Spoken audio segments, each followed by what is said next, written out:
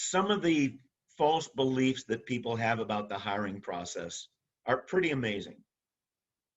The one we hear the most often is, I make decisions with my gut.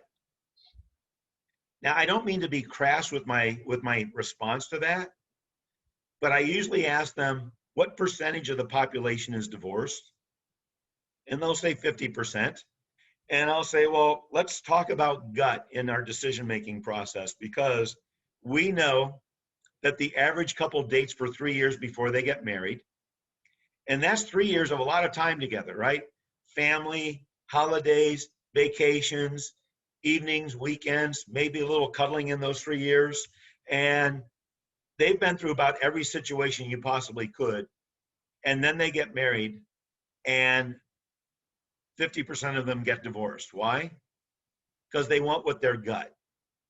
If your gut can't even pick a life mate 50% of the time, why in the world do you think after 5 interviews you're going to pick a top performing salesperson?